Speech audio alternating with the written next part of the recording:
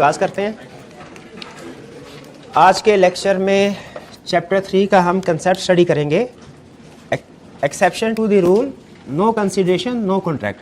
हमने कल के लेक्चर में कंसीडरेशन वाला एलिमेंट डिस्कस किया था कि एक वैलिड कॉन्ट्रैक्ट के लिए ज़रूरी होता है इसमें कंसीडरेशन हो।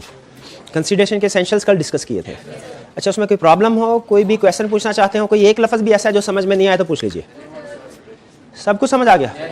चलिए, आज हमारा कंसेप्ट है exception to the rule, no consideration no contract. ये हमारा जनरल रूल है कि रूल क्या बता रहा है कि एक वैलिड कॉन्ट्रैक्ट के लिए ज़रूरी है कंसीडरेशन मौजूद हो। अगर कंसीडरेशन नहीं है तो कॉन्ट्रैक्ट भी नहीं है। ठीक है, कंसीडरेशन होना ज़रूरी है। हमने स्टडी किया था उसका एडिक्वेट होना या इक्वल होना ज़रूरी नहीं है, होना ज़रूरी है। अब हम कंसेप्ट क्या स्टडी कर रहे हैं आज? Exceptions to the rule. Exception to the rule का मतलब क्या होगा कि ऐसी सिचुएशंस जिनमें कंसीडरेशन नहीं है लेकिन फिर भी कॉन्ट्रैक्ट वैलिड है। एक्सेप्शन का मतलब यही होगा कि कंसीडरेशन नहीं है लेकिन कॉन्ट्रैक्ट फिर भी वैलिड होगा, वैलिड समझा जाएगा। वो क्या एक्सेप्शंस है वो हम आज के लेक्चर में डिस्कस करेंगे। कंसेप्ट छोटा है लेकिन एग्जाम पॉइंट ऑफ व्यू से अहम है। उसने एग्जाम में बहुत से क्वेश्चन इस कंसेप्ट के ऊपर टेस्ट किए हुए हैं। ये सिचुएशंस है हमारी कुछ exceptions to the rule, no consideration no contract. 1 2 3 4 5 6 situation, one by one इनको डिस्कस करते हैं। सबसे पहले सबसे ज्यादा दफा टेस्ट होने वाली एक्सेप्शन क्या? Agreement on account of natural love and affection. Agreement on account of natural love and affection. हम इंसान, हमारे कुछ ऐसे रिश्तेदार होते हैं, वालिदैन, बच्चे, बहन भाई वगैरह, जिनके साथ हमारा कुदरती तौर पे एक रिश्ता होता है और उसकी वजह से समटाइम्स हम कुछ चीजें उनको हैंड ओवर कर देते हैं, उनको दे देते हैं और बदले में कोई भी चीज वसूल नहीं करते।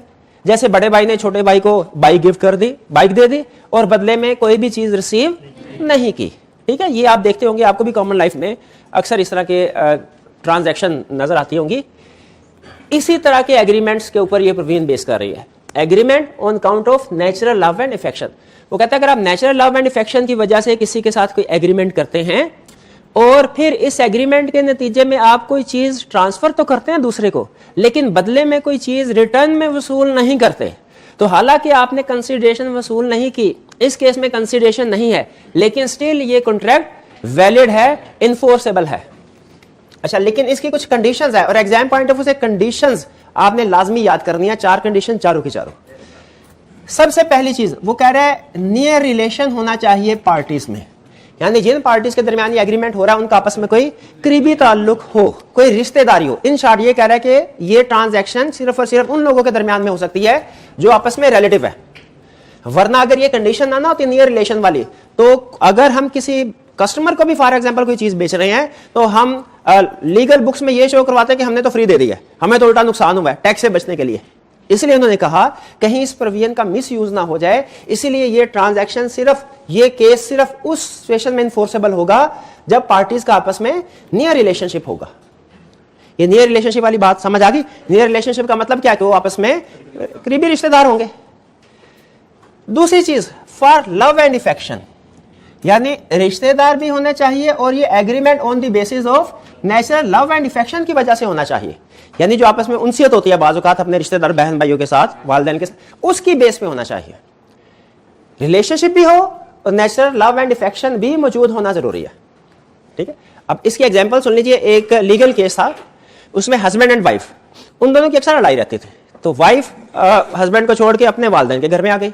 अब हस्बैंड मनाने के लिए गया, वाइफ ने कहा मैं एक शर्त पे आने को तैयार हूं क्योंकि हमारी लड़ाइयां बहुत ज्यादा होती हैं, तो मुझे थोड़ा इनसिक्योरिटी फील होती है, तुम जब तक ये अपना जो घर है ये मेरे नाम नहीं करोगे मैंने उधर नहीं आना। हस्बैंड ने कहा अच्छा ठीक है, चले मैं तैयार हो जाता, तैयार, और एग्रीमेंट कर लिया। उस एग्रीमेंट में लिखा गया, चूंकि हमारे बहुत ज्यादा लड़ाई झगड़े होते थे, इसलिए वाइफ के इंसिस्ट करने के ऊपर मैं एग्री करता हूं कि 3 महीने के बाद अपना घर जो है वो इसके नाम पे ट्रांसफर कर दूंगा। वाइफ वापस आई, 3 महीने बाद हस्बैंड मुकर गया, उसने कहा मैंने तो घर ट्रांसफर नहीं करना। वाइफ ने इस एग्रीमेंट की बेस पे उसके खिलाफ केस फाइल कर दिया। पहली पेशी में केस खारिज। क्यों? नहीं, नो कंसीडरेशन। क्या ये agreement on account of natural love and affection में फॉल नहीं करता? कंसीडरेशन तो नहीं थी, वाइफ ने नहीं दी थी, लेकिन वाइफ ने कहा जी ये agreement on account of natural love and affection में फॉल करता है। हाँ जी, उसने कहा, जज ने जब पहले ही कॉन्ट्रैक्ट को पढ़ना शुरू किया, पहली पैराग्राफ में लिखा हुआ था कि जी ये एग्रीमेंट झगड़ों से बचने के लिए, उसने कहा नियर रिलेशनशिप तो है, नेचुरल लव एंड अफेक्शन कोई नहीं है, वो किधर गया? इसीलिए दूसरी कंडीशन ये लगाई, ये दोनों डिफरेंट है, नियर रिलेशनशिप होना और नेचुरल लव एंड अफेक्शन दोनों डिफरेंट कंडीशन है, दोनों में फर्क समझ आ गया। तीसरी कंडीशन ये इन राइटिंग होना चाहिए। अगर ज़बानी कलामी वादा किया तो उसका कोई इफेक्ट। हमने तो ये पढ़ा था कि एग्रीमेंट कोई भी कॉन्ट्रैक्ट ओरल भी हो सकता है, रिटर्न भी हो सकता है, हमने ये नहीं पढ़ा था? हाँ, लेकिन आपको याद होगा मैंने बताया था कुछ कॉन्ट्रैक्ट ऐसे हैं जो लॉ कहता है कि रिटर्न होना लाजमी है। जरा बताइए, इससे नहीं, इससे पहले कौन सा कॉन्ट्रैक्ट हम पढ़ चुके हैं? शाबाश, आर्बिट्रेशन एग्रीमेंट, टाइम बार डेट, वो भी पढ़ लिया। हाँ, टाइम बार डेट की एग्जांपल भी डिस्कस हुई थी। ठीक है, अब ये एक और एग्जांपल आ गई, agreement on account of nature love and affection. Clear हो गया? इन राइटिंग होना जरूरी, और फिर रजिस्टर्ड होना भी जरूरी है। इन राइटिंग होने में रजिस्टर्ड होने में क्या फर्क है? देखिए, मैंने फर्ज कीजिए इनके साथ एग्रीमेंट किया और हम इसको एक सादा कागज के ऊपर लिख देते हैं, ठीक है, नीचे साइन कर देते हैं, क्या ये एग्रीमेंट इन्फोर्सेबल है? क्यों नहीं है? नहीं, सिंपल कंसेप्ट बता रहा हूं अभी।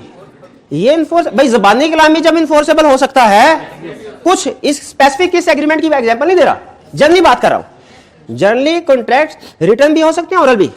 तो ओरल का मतलब ज़बानी कलामी, रिटर्न का मतलब क्या है कि रिटर्न फॉर्म में हो, सादा कागज के ऊपर। रजिस्टर्ड का मतलब क्या है? स्टाम्प पेपर के ऊपर, उसके ऊपर, क्योंकि वो स्टैम्प्स वगैरह भी होती है, अगर आपने कभी देखा हो ना उसके पीछे। हाँ जी बिल्कुल, तो वो रजिस्टर्ड होना भी जरूरी है। आपको रेलिवेंट अथॉरिटीज के पास रजिस्टर्ड होना भी, वो रजिस्ट्रेशन का प्रोसेस क्या है वो हमारे सिलेबस में नहीं है, ठीक है, वो वकीलों का काम होता है। हमें सिर्फ कंसेप्ट पता होना चाहिए कि एग्रीमेंट का रिटर्न होना भी जरूरी है, रजिस्टर्ड होना भी जरूरी है। अगर रजिस्टर्ड नहीं करवाया गया, रिटर्न तो है, तो वो इन्फोर्सेबल नहीं होगा। तो इसका मतलब agreement on account of natural love and affection में अगर आप कोई चीज ट्रांसफर करते हैं, कंसीडरेशन होना लाजमी नहीं है, लेकिन इसके लिए 4 कंडीशन जरूरी है। कौन कौन सी? Near relationship, natural love and affection, writing, registered. Clear है? चलिए, ये पहली एग्जांपल हमारी क्लियर हो गई। और ये फिर बता रहा हूं, एग्जाम में सबसे ज्यादा दफा पूछा हुआ उसने इस कंसेप्ट में, इस वाले केस को, agreement on account of natural love and affection में। ठीक है, आगे चलते हैं। Agreement to compensate for past voluntary services, for past voluntary services. बल्कि इससे मुझे कंसेप्ट याद आ गया, कल हमने स्टडी किया था, consideration must move at desire of promisee. अगर प्रोमिसी की डिजायर नहीं है तो वैलिड कंसिडरेशन नहीं होगी। ठीक है, अच्छा, आग वाली एग्जांपल बिल्कुल। और फिर इसके साथ ये भी हमने पढ़ा था कि कंसिडरेशन नॉन वॉलंटरी होनी चाहिए। अगर वॉलंटरी कंसिडरेशन है ना, वो भी वैलिड नहीं है, उसे क्या कहते हैं? नॉन ग्रेचुइटस। तो ये बेसिकली नॉन ग्रेचुइटस का तर्जमा है, सॉरी ग्रेचुइटस का तर्जमा है। ग्रेचुइटस का मतलब होता है वॉलंटरी, वॉलंटरी। वो तो कल हमने पढ़ा था ना कि उसको कंसिडरेशन को नॉन ग्रेचुइटस होना चाहिए, ये पढ़ा था, ये पढ़ा था। वॉलंटरी का मतलब क्या है? ग्रेचुइटस। ग्रेचुइटस और वॉलंटरी एक ही चीज के दो, ये लिख लें, ग्रेचुइटस इज इक्वल टू वॉलंटरी। ठीक है, तो बताइए, अगर किसी ने हमें कोई वॉलंटरी चीज दी, वॉलंटरी सर्विसेज प्रोवाइड की, वो वैलिड कंसिडरेशन है कि नहीं? फिर बताइए, वॉलंटरी ग्रेचुइटस सर्विसेज प्रोवाइड की, वैलिड कंसिडरेशन है कि नहीं? नहीं है। भाई नान चने बटरे थे, हमने भी ले लिए, वॉलंटरी है कि नॉन वॉलंटरी? वॉलंटरी। इसके पैसे तो नहीं देने हमने? नहीं। आग लगी हुई थी, किसी ने बचाया, वॉलंटरी है कि नॉन वॉलंटरी? वॉलंटरी। पैसे तो नहीं देने, लेकिन हमारी गाड़ी का शीशा साफ किया, जूते साफ किए, ये नॉन वॉलंटरी है, क्योंकि हमें पता है कि वो उसके पैसे लेते होते हैं। तो ग्रेचुइटस से मुझे, सॉरी वॉलंटरी से मुझे ग्रेचुइटस नॉन ग्रेचुइटस कंसेप्ट याद आ गया, तो मैंने कहा चले चलते चलते वो भी रिवीजन कर दूं कुछ एग्जांपल के साथ। हमने पहले पढ़ा हुआ है, सिर्फ क्विक रिवीजन के लिए था। अच्छा, अब आपने कहा सर अगर कोई हमें वॉलंटरी सर्विसेज प्रोवाइड करे ना, हमारे ऊपर उसकी पेमेंट करना लाजमी नहीं है, क्योंकि वो वॉलंटरी, टाइम बार्ड नहीं है, वो वॉलंटरी है, वॉलंटरी है, वो क्या है? वॉलंटरी। लेकिन फर्ज कीजिए वॉलंटरी सर्विसेज हासिल करने के बाद हम बहुत खुश हों और हम उस बंदे को कहें कि तुम्हें इनाम में अब 1000 रुपया देंगे। अब ये जो 1000 रुपये का प्रॉमिस है, ये क्या हो गया? वैलिड। अच्छा, लॉ इसको एनालिसिस कैसे कर रहा है? लॉ कहता है अभी जो मैंने कहा ना 1000 रुपया तुम्हें दूंगा, तो अभी के अभी, तो आज के दिन में तो इसने कोई सर्विस प्रोवाइड नहीं की, अभी की पास वाली सर्विस वैलिड है, पास वाली सर्विस वैलिड है, इसीलिए ये एक्सेप्शन में है। एक स्टूडेंट कहने लगा सर इसमें कंसीडरेशन है तो सही, ये कैसे एक्सेप्शन में लिख दिया? वो पास्ट में जो उसने हमें आग बचाई थी, आग लगने से हमारी दुकान को बचाई, बस ये उस वक्त की पास वॉलंटरी सर्विस है। ठीक है, आज के दिन में उसने हमें कोई सर्विस प्रोवाइड नहीं की, इसीलिए ये एक्सेप्शन में है। क्लियर हो गया? तो अगर हमें कोई वॉलंटरी सर्विसेज प्रोवाइड करे, वो वैलिड कंसीडरेशन नहीं है, उसके हमने पैसे नहीं देने। लेकिन अगर हम उस सर्विस के बाद खुद से उसे कहें कि जी ठीक है हम तैयार है, अब हम आपको पैसे देंगे, तो फिर क्या है?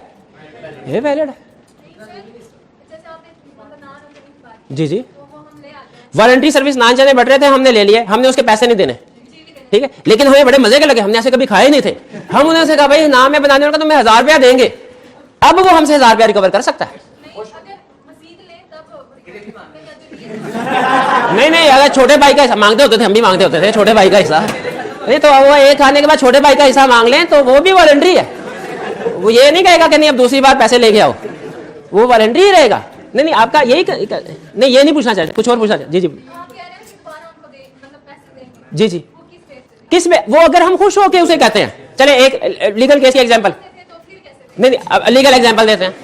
एक दो भाई थे, बड़े भाई का एक बच्चा था, बड़े भाई को हो गई जेल, छोटे भाई ने उसके बच्चे की 2 साल उसकी परवरिश की, और उसके अब ये है बेसिकली वॉलंटरी एक्ट। उसने बड़े भाई को नहीं कहा था कि मैं तुमसे पैसे, ना बड़े भाई ने उसे कहा था कि मैं तुम्हें पैसे दूंगा। जब बड़ा भाई जेल से वापस आया, क्या उसने छोटे भाई को पैसे अदा करने का पाबंद है? एग्री करते हैं इसे? क्यों? Voluntary service.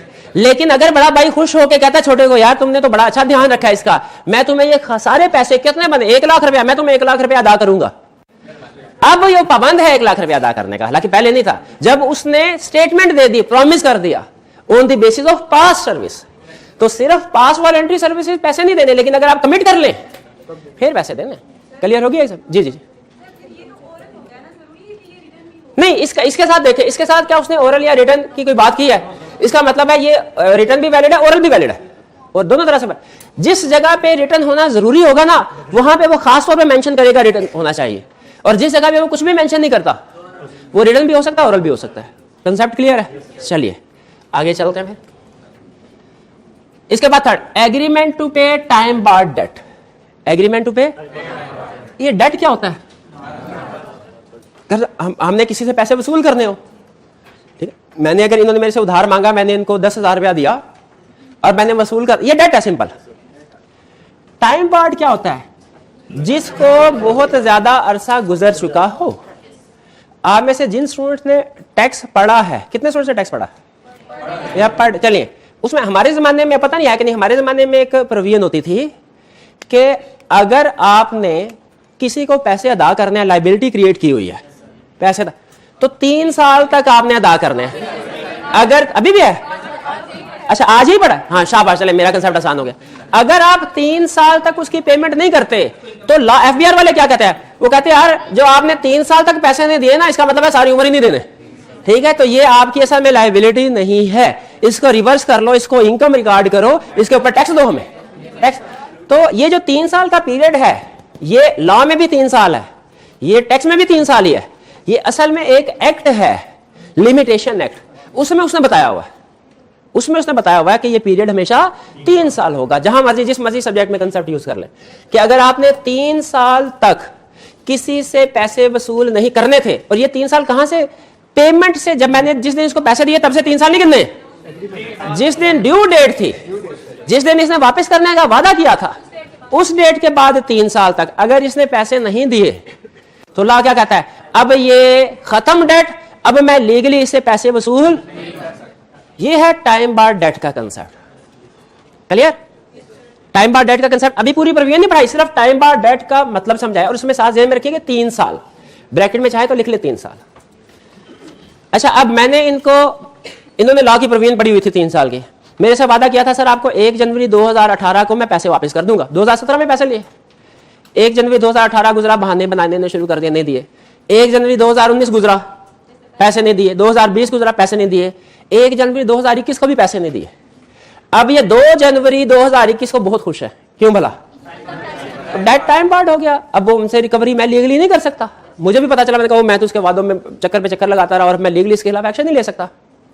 मैं घर में बैठ गया, हफ्ते बाद भागे भागे आए और घर का दरवाजा खटखटाया, बेल दी। मैंने कहा क्या हुआ?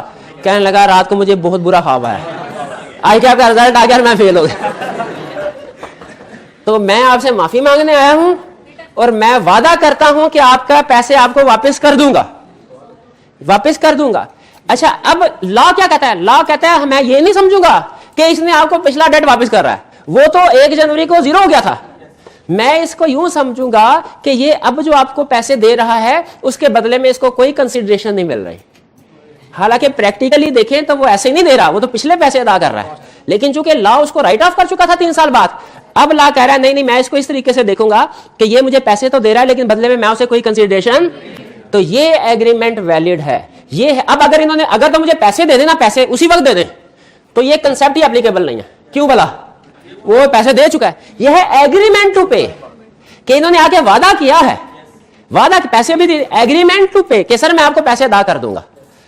अब अगर मैं इन्होंने वादा कर लिया, ये हो गया एग्रीमेंट टू पे। पहले मैंने समझाया टाइम बार डेट, अब समझाया agreement to pay time bar date. मैंने कहा बिल्कुल ठीक है, सही रास्ते पे आए हो। हफ्ते बाद मैंने उसको फोन किया, मैंने कहा क्या बना? कहता रिजल्ट तो पास हो गया। मैं कहा नहीं नहीं, वो पैसे जो गए थे। पैसे कैसे? मैं पास हो गया, अब कोई पैसे नहीं है, भाग जाए। क्या इन्होंने जो मेरे साथ हफ्ता पहले एग्रीमेंट किया था to pay time bar date, मैं इन्फोर्स करवा सकता हूं? लॉ कहता है ये कंडीशन होना जरूरी है। अगर आपने अक्लमंदी का मुजाहरा किया और जिस वक्त ये आया उस वक्त ये कंडीशन पूरी कर ली, फिर ये पैसे रिकवर करवा सकते हैं, वरना नहीं। और वो कंडीशन क्या है? Agreement to pay time bar date क्या होना चाहिए?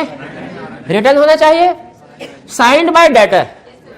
अच्छा, ये दोनों ना फॉर्मली कंडीशन है, ठीक है। साइन वैसे भी जाहिर है, साइन हर तरह का एग्रीमेंट साइन तो होता है, साइन के बगैर कौन सा एग्रीमेंट होगा। और दूसरा कहता है ये डेट रिलेट करना चाहिए लॉ ऑफ लिमिटेशन से, यानी वो वाला डेट होना चाहिए जो टाइम गुजरने की वजह से अब रिकवरी नहीं हो सकती। आम डेट के ऊपर ये सूल नहीं लगना। आम डेट अगर रिटर्न नहीं भी है तो आप रिकवर कर सकते हैं, लेकिन जो agreement to pay time bar date है, रिटर्न होना जरूरी है, साइंड बाय डेटर और हिज एजेंट। एजेंट भी उसी के बिहाफ पे, प्रिंसिपल के बिहाफ पे काम करते होते हैं ना। Return signed by debtor relate to law of limitation. अब मुझे ये बताइए, अब अगर वापस आए हफ्ता पहले की सेशन पे आ जाएं, अभी इनका रिजल्ट आने वाला है और उन्होंने आगे कहा सर रात को मुझे ख्वाब आई है, मैं फेल हो गया हूं, तो मैं वादा करता हूं, आप मेरे लिए दुआ करें, मैं वादा करता हूं आपका डेट आपको हालांकि 3 साल गुजर चुके हैं पे कर दूंगा। मुझे क्या करना चाहिए? मैं कहूं बैठो, चाय का कप भी पियो, लिखो, साइन करो, ठीक है, और उसके ऊपर लिखो ये 3 साल गुजर चुके थे, ताकि पता चल जाए लॉ ऑफ लिमिटेशन से रिलेटेड। अब मैं इस एग्री पास हो गए, मुकर गए, पास होने के बाद अब मैं इसको इन्फोर्स करवा सकता हूं कि नहीं? अब करवा सकता हूं। Agreement to pay time bar date नहीं, लॉ देखें, लॉ कहते हैं भाई कह रहे हैं सर अगर राइटिंग में ना करवाएं वीडियो रिकॉर्डिंग कर लें। जज जो होता है ना, जज बाज़ औक़ात ऐसा होता है कि उन्हें पता होता है ये बंदा झूठ बोल रहा है, लेकिन उनकी भी अपनी लिमिटेशंस होती हैं। उन्होंने फैसला एविडेंस की बेस पे करना होता है, अपनी फीलिंग की बेस पे नहीं करना होता। तो बहुत से ऐसे एविडेंसेस होते हैं जो आम जिंदगी में हमें पता चल जाता है कि ये इसने काम किया है उन एविडेंस की बेस पे, लेकिन कोर्ट उसको एक्सेप्ट नहीं करता। और जहां तक मेरी अंडर मुझे कंफर्म नहीं है, लेकिन एक जगह पे मैं पढ़ रहा था कि ये जो वीडियो रिकॉर्डिंग वगैरह होती है ना, इसे लीगल केसेस में एडमिसिबल नहीं है, ये यानी इसे एडमिट नहीं किया जाता, ठीक है। यानी इसकी बेस पे कंक्लूसिव एविडेंस नहीं है। आपको जो चशमदीद गवाह है ना, वो ये वीडियो रिकॉर्डिंग नहीं है। चशमदीद गवाह की ज्यादा अहमियत है, वीडियो रिकॉर्डिंग की कम अहमियत है, ठीक है। इसीलिए चाहे आपके पास वीडियो रिकॉर्डिंग है, अब जज ने फैसला करते हुए कंडीशन देखनी है, उससे कंडीशन पहली कंडीशन क्या होगी? आपने कहा राइटिंग नहीं सर वीडियो है, उन्होंने कहा वीडियो ले जाओ भाई। कानून क्या कहता है? रिटर्न होना जरूरी है। तो रिटर्न है तो आप इन्फोर्स करवा सकेंगे, वरना नहीं करवा सकेंगे। क्लियर? ये relating to law of limitation का मतलब है, ये लॉ ऑफ लिमिटेशन क्या है? जो हमें बताता है डिफरेंट कॉन्ट्रैक्ट्स की लिमिट्स, कि ये कॉन्ट्रैक्ट इतने अरसे में पूरा करना लाजमी है, ये कॉन्ट्रैक्ट इतने अरसे में पूरा करना लाजमी है। लॉ ऑफ लिमिटेशन क्या है? ऐसा लॉ जो हमें डिफरेंट कॉन्ट्रैक्ट्स की लिमिट्स बताता है कि मैक्सिमम इतने अरसे के अंदर अंदर पूरा कर लो, वरना ये खत्म हो जाएगा। उस लिमिटेशन एक्ट के अंदर लिखा हुआ है कि जो डेट के एग्रीमेंट होंगे ना, इनका लिमिटेशन पीरियड है 3 साल, यानी 3 साल के अंदर अंदर रिकवरी करवा ले तो ठीक, वरना ये वाइड खत्म, ठीक है। तो related to law of limitation का मतलब है कि जो डेट जिसकी बात हो रही है ना, इसको 3 साल का अरसा गुजर गया हो, ये इस वजह से आप रिकवर नहीं करवा पाए क्योंकि 3 साल गुजर गए थे। क्लियर? हाँ, टैक्स वाले नहीं, वो टैक्स वाले बताएंगे कि अगर 3 साल के बाद ये डेट पे कर दिया जाता है तो फिर रिकवरी करवा सकते हैं कि नहीं। मेरा ख्याल है शायद करवा सकते हो, लेकिन मुझे टैक्स का बहरहाल कुछ नहीं पता, वो टैक्स वाले बताएंगे। जी जी,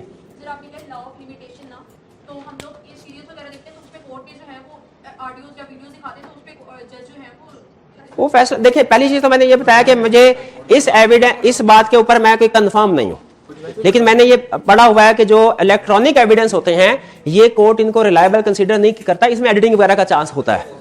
ठीक है, हाँ इसका फोरेंसिक वगैरह करवा ले तो वो एक अलग बात है। पाकिस्तान में नॉर्मली ये होता है। बाकी जो नॉर्मली सीरीज वगैरह में होता है टीवी से, वो कोई रियल लाइफ को शो नहीं कर रहे होते। वो बहुत सी चीजें ऐसी होती हैं वो कि वो बस एक ड्रामाटाइजेशन के लिए होता है।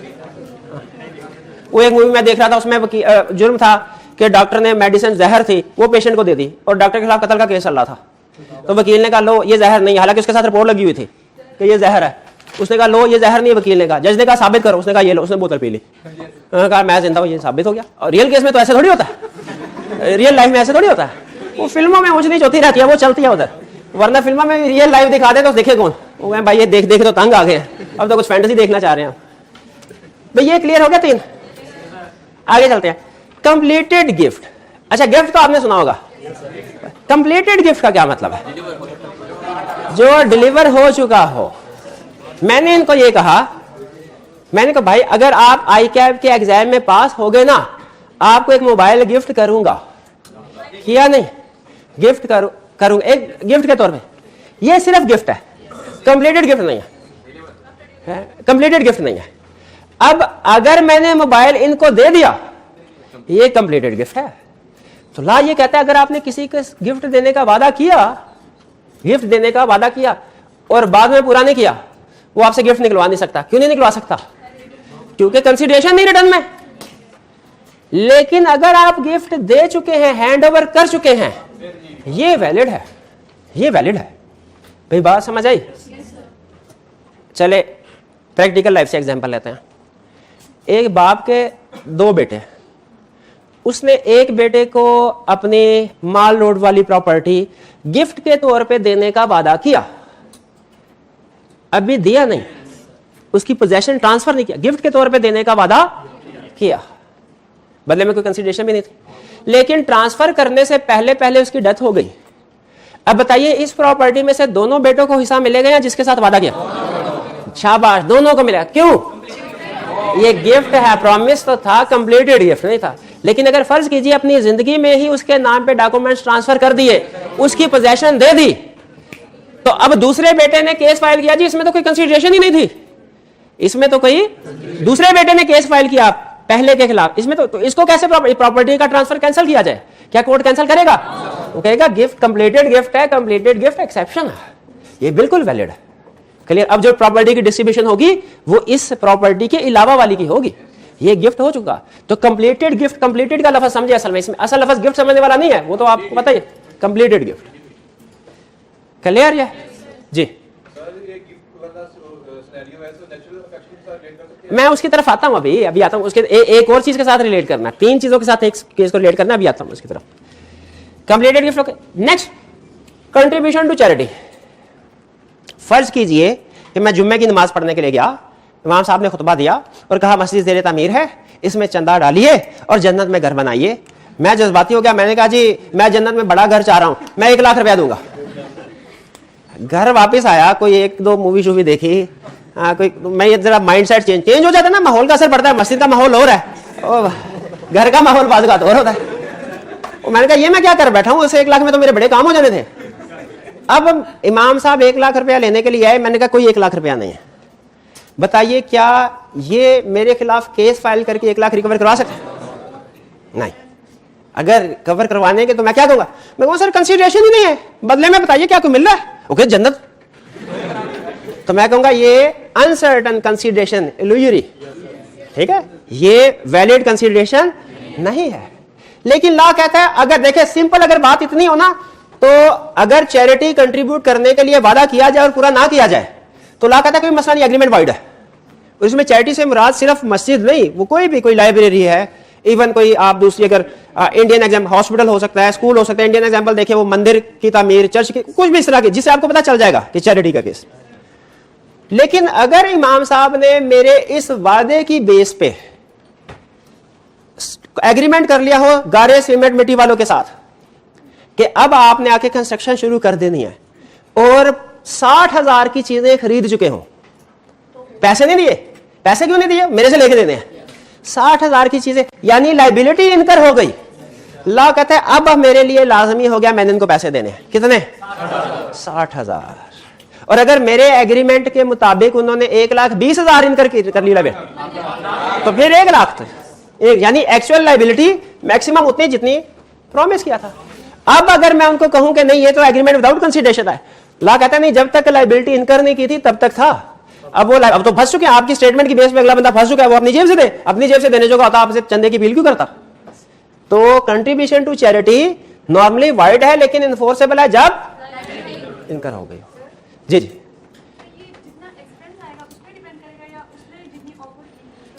ये अच्छा, ये जो कंट्रीब्यूशन टू चैरिटी हमने पे करनी है ये किस पे डिपेंड करेगा?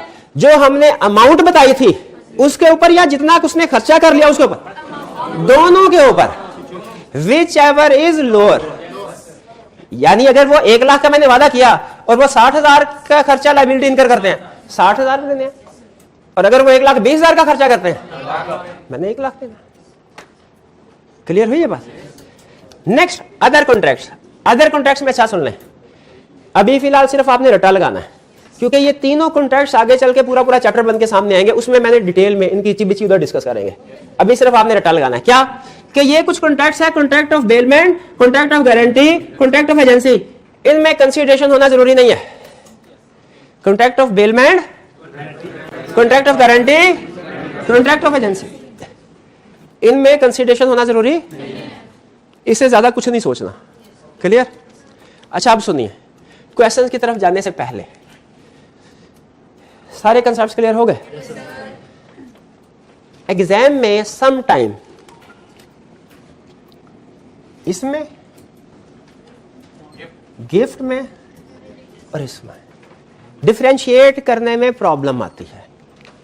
तो मैं आपको असूल बता रहा हूं आपने कैसे इसको डिफरेंशिएट करना है। अगर एग्जाम में जिक्र हुआ मस्जिद का, स्कूल का वगैरह वगैरह, तो आपने उस केस को किधर लेके जाना है? चैरिटी की तरफ। ठीक? अगर उसने गिफ्ट का जिक्र किया, किधर लेके जाना है? गिफ्ट की तरफ। आप करेंगे कंप्लीटेड है तो वैलिड है, मतलब ओके, लेकिन अगर कंप्लीटेड नहीं, अभी ट्रांसफर नहीं हुआ तो नहीं वैलिड। और अगर कोई रिलेशनशिप बता दे, फादर सन का रिलेशनशिप, माँ बेटे का, हस्बैंड रिलेशनशिप बता दे, तो फिर आपने केस को किधर लेके जाना है? Agreement on account of natural love and affection. एक केस में उसने नेचर ऑफ रिलेशनशिप भी बता दिया और नीचे कह दिया कि हस्बैंड ने कहा है कि वो 1 लाख रुपया एज गिफ्ट देगा।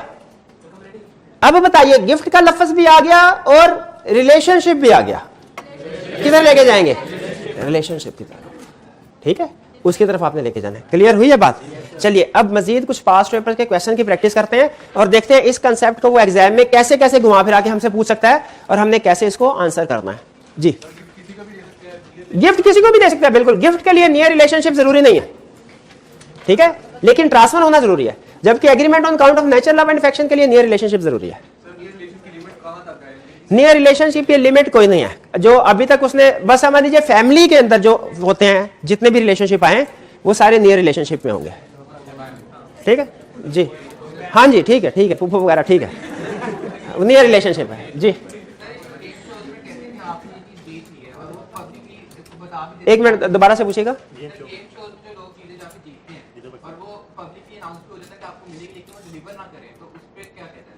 अगर वो पब्लिकली अनाउंस हो जाए लेकिन डिलीवर, तो चूंकि कंप्लीटेड गिफ्ट नहीं होगा, अगर डिफरेंट गेम शो में वो अनाउंस कर देते हैं बाद में डिलीवर नहीं करते, तो चूंकि वो कंप्लीटेड गिफ्ट नहीं है तो इसीलिए वैलिड नहीं है।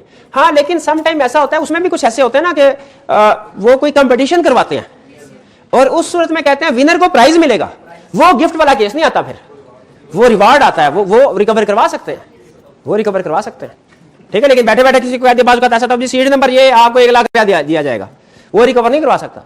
लेकिन वो कौन बनेगा करोड़पति में आके उसने उसके क्वेश्चन पूछे और फिर एंड में जाके के पैसे नहीं मिलने, हालांकि वो जीता है, तो ये रिकवर करवाया जा सकता है क्योंकि गिफ्ट का केस नहीं है, ये विनर ऑफ गेम का केस है। ये हमारी एग्जांपल भी आगे चल के, जी तो पाकिस्तान के match bench income source program से भी आते हैं। नहीं, वो वाइड है, वो उनकी तरफ ध्यान ना दीजिए। चलिए अब पास पेपर के क्वेश्चन की तरफ चलते हैं। नहीं आज जुम्मा है तो आपने जल्दी क्लास खत्म करनी है इसलिए टाइम वेस्ट नहीं करते। अब पास पेपर के क्वेश्चन की तरफ चलते हैं। पास कीजिएगा जी। अब पास पेपर के क्वेश्चंस की तरफ चलते हैं। कुछ साइकैप की बुक के भी क्वेश्चंस की तरफ उनकी डिस्कशन करते हैं। जी पहला question, Adnan promises for no consideration, कोई कंसिडरेशन नहीं है, to give to behzad ₹5 million, discuss the validity of this agreement. Valid है? नहीं, ये एग्रीमेंट विदाउट कंसिडरेशन है, वॉइड है। क्वेश्चन में कहीं आपको पता चल रहा है उनका नियर रिलेशनशिप है?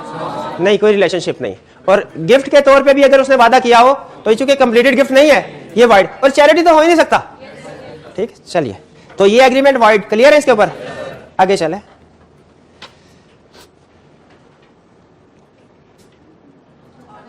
आजम for natural love and affection. अब अच्छा उसने हमें बता दिया नेचुरल लव एंड अफेक्शन, हमने अब इसको इसी तरफ लेके जाना है। Promises to give his son, अच्छा सन से भी पता चल गया, नियर रिलेशनशिप भी है, नेचुरल लव एंड अफेक्शन भी है। बाबर ₹10,000। आजम, अब आजम ने लॉ पढ़ा हुआ था, आजम ने क्या किया? Put his promise to Babar into writing and registers it. अब देखिए चारों कंडीशन पूरी हो गई, नियर रिलेशनशिप भी, नेचुरल लव एंड अफेक्शन भी, राइटिंग भी, रजिस्टर्ड भी। Is this a valid contract? लेकिन कैसे वैलिड है? ये तो कंसीडरेशन ही नहीं रिटर्न में मिली। हाँ एक्सेप्शन, शाबाश, exception, agreement on count of natural love and affection. Next, are following promises create valid contractual obligation?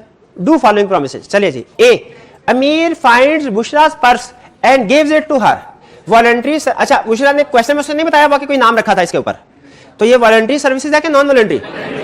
अगर बुशरा ने अनाउंस किया होता कि जो मेरा पर्स ढूंढेगा उसे ₹5,000 इनाम मिलेगा, तो फिर पर्स ढूंढने पे पैसे जरूर मिलता, इनाम जरूर मिलता। ठीक बोले? लेकिन अभी फिलहाल ये वॉलंटरी सर्विस है, तो क्या अमीर को कोई पैसे मिलेंगे? यहां तक अगर क्वेश्चन हो, नहीं मिलेंगे। अच्छा बुशरा प्रोमिसेस, उसके बाद बुशरा ने प्रॉमिस टू गिव अमीर ₹5,000। अब बताइए 5,000 रिकवर करवाए जा सकते हैं? यस, अब रिकवर करवाए जा सकते हैं। ये कौन सी वाली एक्सेप्शन है? पास वॉलंटरी सर्विसेज वाली, to agreement to compensate past voluntary services वाले। क्लियर? ये जो उसने पर्स ढूंढा ये उसकी वॉलंटरी सर्विस है। ए क्लियर? बी, आजम स्पोर्ट्स बाबर्स इन्फेंट सन, उसका छोटा बच्चा, उसको सपोर्ट किया। बाबर प्रोमिसेस, अच्छा अब यहां तक क्वेश्चन रखे, वॉलंटरी सर्विसेज है, पैसे लेने के लिए लाइबल, क्योंकि क्वेश्चन में कोई इंफॉर्मेशन नहीं है कि आपस में पार्टीज का एग्रीमेंट हुआ था कोई। Babar promises to pay Azam's expenses in so doing। अब कर सकता है कि नहीं? अब बिल्कुल पैसे रिकवर कर सकता है, क्योंकि पास वॉलंटरी सर्विसेज थी, लेकिन अब एग्रीमेंट हो गया, अब रिकवर कर सकता है। कि कितना टाइम, हाँ कितना एक्सपेंस हुआ, वो जाहिर है। देखिए क्वेश्चन की नेचर आपको बता रही है कि वो हमें अमाउंट की तरफ लेके नहीं जाना चाह रहा, वो कह रहे वैलिडिटी के ऊपर कमेंट करो। तो इसको स्टूडेंट ने कहा सर इसमें चूंकि अमाउंट नहीं है ना, तो ये अनसर्टन लग रहा है, तो अनसर्टन एग्रीमेंट तो वाइड होता है। तो सम टाइम ऐसा होता है हमें क्वेश्चन को पढ़ते हुए बिल्कुल इसमें प्रॉब्लम है, प्राइस उन्होंने एग्री, लेकिन याद रखें, हाँ मुझे कंसेप्ट याद आ गया, जैसे बताया था ना कंसिडरेशन होना और इनएडिक्वेट होना दोनों का अलग ट्रीटमेंट है, उसी तरह से होना है। ये एग्री होना कि प्राइस नहीं ली जाएगी ये और चीज है, और प्राइस एग्री ना करना ये और चीज है। नहीं समझ आई ना यार, कैसी टेक्निकल बात, नहीं समझ आई। एक सिचुएशन ये है कॉन्ट्रैक्ट में सारी चीजें एग्री कर ली, प्राइस के बारे में साइलेंट है, कुछ भी एग्री नहीं हुआ, तो क्या इसका ये मतलब है कोई प्राइस नहीं ली जाएगी? नहीं नहीं, लॉ कहता है रीजनेबल प्राइस पे की जाएगी। प्राइस का एग्री ना करना रीजनेबल, और ये एग्री करना कि कोई प्राइस नहीं ली जाएगी ये वॉलंटरी सर्विस समझी जाएगी, ये ग्रेजुएट सर्विस समझी जाएगी, इस पे कोई पैसे नहीं मिलेंगे। फर्क समझ आ रहा है? तो देखिए यहां पे अगर उसने प्राइस का जिक्र नहीं भी किया, फॉर एग्जांपल आपके आर्गुमेंट को लेके चलते हैं, तो क्या ये वाइड हो गया? नहीं, लॉ यहां पे क्या करेगा? रीजनेबल प्राइस इन्फोर्स करवाएगा। क्लियर? अच्छा यहां पे केस को मैं थोड़ा चेंज करता हूं, क्योंकि थोड़े से डिफरेंट कंसेप्ट के साथ एक और जगह पे टेस्ट किया है। आजम ने इन्फेंट सन, फर्ज कीजिए इसका नाम था सलमान, आजम ने बाबर के साथ नहीं एग्रीमेंट किया, सलमान जब बड़ा हो गया, सलमान जब बड़ा हो गया, नहीं एक मिनट है, सलमान जब बड़ा हो गया तो सलमान से कहा भाई बचपन में तुम्हारे परवरिश की पैसे दो मुझे, पाबंद है? नहीं, क्योंकि वॉलंटरी सर्विसेज। लेकिन अगर सलमान बड़ा होने पर, मिनॉरिटी में नहीं, बड़ा होने पर एग्रीमेंट कर ले कि जो आपने पास्ट में मुझे सर्विसेज प्रोवाइड की थी पे करने को तैयार हूं, अब वैलिड है कि नहीं? अब वैलिड नहीं है। एक मिनट ठहरे, एक मिनट ठहरे, ये एग्रीमेंट टू पे फॉर पास्ट वॉलंटरी सर्विसेज में नहीं आता? उसी में जी ना, एक मिनट ठहरे, आप ये तो नहीं समझ रहे कि ये एग्रीमेंट उसके साथ एज ऑफ मिनॉरिटी में हुआ है? ये एग्रीमेंट उस वक्त नहीं हुआ जो एज ऑफ मिनॉरिटी में था। नहीं नहीं नहीं, ये जब मेजर हुआ तब हुआ है, तब हुआ है, और पास वॉलंटरी सर्विसेज को पे करने के लिए हुआ है। ये एग्रीमेंट वैलिड है, ये एग्रीमेंट वैलिड है। भाई फर्क समझ आया कि नहीं आया? आगे चले। हाँ, माइनर की प्रॉपर्टी से भी रिकवर करवा सकते, लेकिन उसके लिए भी जाहिर है उसका एग्रीमेंट होना जरूरी है। क्योंकि उसके लिए जरूरी क्या है कि आप उस माइनर को बताएं कि भाई मैं तुम्हें जो सर्विसेज प्रोवाइड कर रहा हूं ना, ये वॉलंटरी नहीं है, मैं पैसे लूंगा इसके बदले में। लेकिन माइनर को बताने का फायदा कोई नहीं है, क्योंकि माइनर को यह बता के भी अगर आपने एग्रीमेंट कर लिया ना तो फिर भी वाइड अगेंस्ट हिम है। इसीलिए चचा ने उसके बड़े होने का इंतजार किया और एग्रीमेंट ही तब किया जब वो बड़ा हो गया था। ये चचा को पता था कि जो मिनॉरिटी में करूंगा वो वाइड अगेंस्ट हिम होगा। आगे चलते हैं। 19. Arif transferred some property to Hasib by a duly written and registered deed as a gift. अब इसका हमने complete, is this a valid contract? कैसे पता चला कंप्लीटेड गिफ्ट है? ट्रांसफर्ड। सारे फैक्ट्स यही होते, लेकिन लिखा होता है एग्रीज टू ट्रांसफर। तो फिर चाहे रिटर्न भी होता, फिर चाहे रजिस्टर्ड भी होता। गिफ्ट के केस में शर्त रिटर्न रजिस्टर्ड की नहीं है, कंप्लीटेड की है। अगर यहां पे सारे फैक्ट सेम रहे, सिर्फ ट्रांसफर्ड की बजाय एग्रीज टू ट्रांसफर लिख दे तो ये एग्रीमेंट वाइड हो जाता। क्लियर हो गया? अच्छा, इसमें अहम चीज है मेरे, किसका मतलब है, लॉ ने जो कंडीशन जिस जगह पे फिट की है हमने उधर ही फिट करनी है, अपनी कॉमन सेंस नहीं लगानी। तो यहाँ पे ध्यान में रखिएगा, नेचुरल लव एंड अफेक्शन वाली कंडीशन टाइम बार डेट के साथ मिक्स ना करें, आप करेंगे। और गिफ्ट वाली जो है वो आपने नेचुरल लव एंड अफेक्शन के साथ मिक्स नहीं करनी, और आप करेंगे, कंफर्म में करेंगे। देख लेते हैं टेस्ट में। हाँ, टेस्ट से याद आया, नेक्स्ट वीक में आपके टेस्ट है, वो कल आपको मैनेजमेंट की तरफ से शेड्यूल शेयर कर दिया जाएगा। तो जो जितना मटेरियल आपने पढ़ा हुआ ना उसकी रिवीजन शुरू कर दें जी। हाँ, थोड़ा पैसे जितना पढ़ा वही, बल्कि मार्जिन रखिए आपके साथ। सिलेबस कल सिलेबस शेयर करूंगा।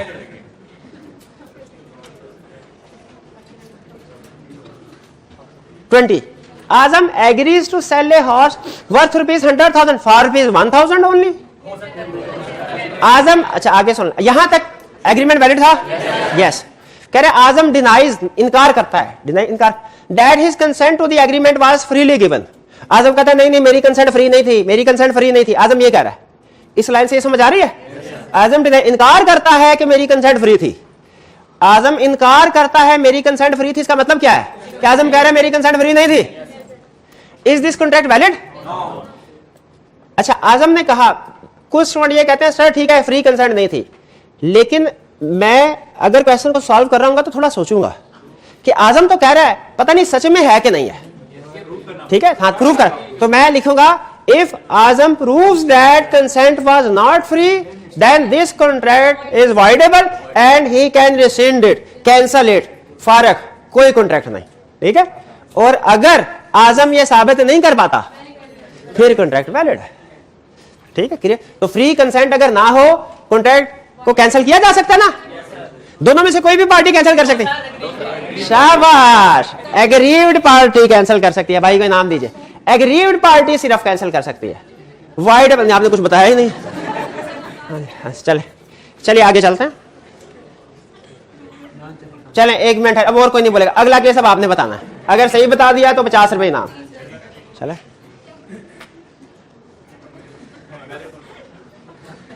जी, बाकी सबने एनालिसिस करना है। Adeel with his free consent, अपनी फ्री कंसेंट के साथ agrees to sell his car worth ₹3 million for ₹1 million to Saima. Is this a valid contract? 1 minute है, is this a valid contract? इसकी रेलिवेंट लीगल प्रोविजन क्या है?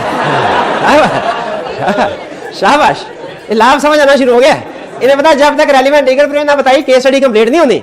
1 minute, कोई नहीं बोलेगा। रेलिवेंट लीगल प्रोविजन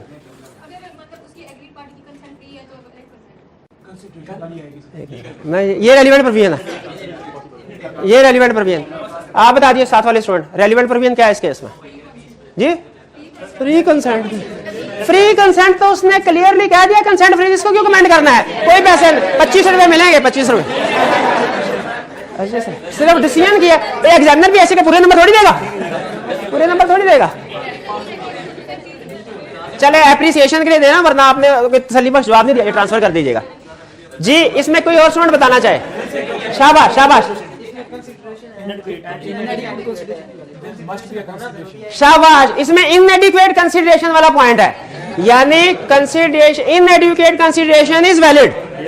कंसीडरेशन है, होना जरूरी है, और है 3 मिलियन का 1 मिलियन, ठीक है। और उसने कोई ये कमेंट नहीं किया कि फ्री कंसेंट, उसने कहा फ्री कंसेंट थी, इसका मतलब ये एग्रीमेंट वैलिड है। आगे चला, चलिए। Mohsin promised Ehsan that he will pay his university fee. Mohsin ने एहसन के साथ वादा किया। Later Mohsin suffered losses in his business and refused to pay the fee. उसके बाद मोहसिन को नुकसान हुआ, उसने फीस पे करने से इनकार कर दिया। Mohsin is of the view that since the agreement was without consideration, it does not constitute a valid contract. वो कह रहे valid consideration थी नहीं, तो ये agreement without consideration is void. However, Ehsan believes that the agreement is enforceable under law as it meets certain other conditions. You are required to narrate the condition which Ehsan may be referring to.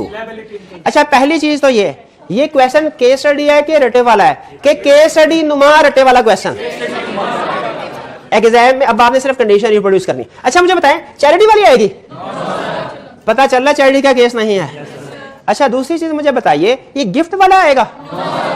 क्योंकि gift का उसने बात नहीं कर रहा। Natural love and affection दोनों कैसे पता चला भाई? है हाँ, नीचे लिखा हुआ। अच्छा, ओरिजिनल क्वेश्चन में ये नहीं लिखा हुआ था, आई कैप के ओरिजिनल क्वेश्चन। अगर ये चीजें ना भी लिखी हो तो खुद बताइए आप इस किस तरफ लेके जाएंगे? क्यों? क्योंकि गिफ्ट वाले के चैरिटी तो है ही नहीं सकता ना, गिफ्ट वाले केस की कंडीशन है ही नहीं उसमें से कम। तो इसका मतलब है कंडीशन किसकी है? सिर्फ नेचुरल लव एंड अफेक्शन की। तो इसके चारों पॉइंट बताएंगे, ऐसे ही है? बताइए मेरा भाई, जल्दी से बताइए 4 पॉइंट। ये relationship natural love and affection. चलिए, Mrs. Ikram was searching for a house for her family in city's posh locality. Her grandfather, ये रिलेशनशिप बता दिया उसने। Nadeem had promised to pay her ₹1 million by way of gift. Gift का लफ्ज भी इस्तेमाल कर दिया और रिलेशन भी आ गया। हाँ, लेकिन पढ़ लेते हैं आगे। For the purchase of the house, after finalizing the deal with one of the state broker, Mrs. Ikram asked Nadeem to pay her ₹1 million as promised. जी आपने वादा किया था। Nadeem, however, refused to pay the amount. Nadeem ने कहा कोई पैसा नहीं है। Mrs. Ikram filed a suit against her grandfather. दादाजी के खिलाफ केस फाइल कर दिया। For the enforcement of promise made by him. Under the provision of contract at 87 to advise under what circumstances Mrs. Ikram would be liable to recover the amount from Nadeem. रटे वाला question case study के case study नुमा रटा। अच्छा, कौन सा? Charity वाला case नहीं है? पता चल रहा है चैरिटी जिक्र गिफ्ट वाला होगा। वो गिफ्ट की कोई कंडीशन ही, सर्कमस्टेंसेस ही नहीं है। तो ये कौन सा? Natural love and affection. और इससे भी साबित हो रहा है कि रिलेशनशिप बताया उसने। ठीक है, आगे चलते हैं। ये क्लियर है? नहीं अभी नहीं, thanks. Munir wanted to complete his bachelors degree from Europe. आपको ऐसे नहीं कहा था सबसे, हम बताया था ना, पहले वाली कंडीशन सबसे ज्यादा उसने टच की हुई है। Munir wanted to complete his bachelor degree from Europe. His paternal uncle Furqan but had promised him to pay ₹2 million by way of a gift. Gift वाला आ गया। अच्छा, अभी मैं दोनों में कंफ्यूज हूं, अंडरलाइन मैंने दोनों को कर लिया, एंड में जाके फैसला करेंगे। At the time of his admission to a college in Europe, उसने कहा जी जब एडमिशन होगा मेरे से 2 million ले लेना। After getting admission to one of the renowned college in Europe, Munir asked Furqan Bhatt to pay him ₹2 million as promised. However, Furqan Bhatt refused to pay the amount and Munir filed a suit against Furqan Bhatt for the enforcement of his promise. Requirement: discuss the circumstances in which Munir may be able to recover the amount from Furqan Bhatt. Discuss the circumstances, कौन सी? Charity वाली? Gift वाली होगी ना, उसकी तो circumstances है ही नहीं, और वैसे भी रिलेशनशिप बता रहा है नेचुरल लव एंड अफेक्शन वाली कंडीशन में। चलिए, चलें जी, थैंक्स, मेहरबानी। आज का लेक्चर यहाँ खत्म करते हैं हम। अल्लाह हाफिज।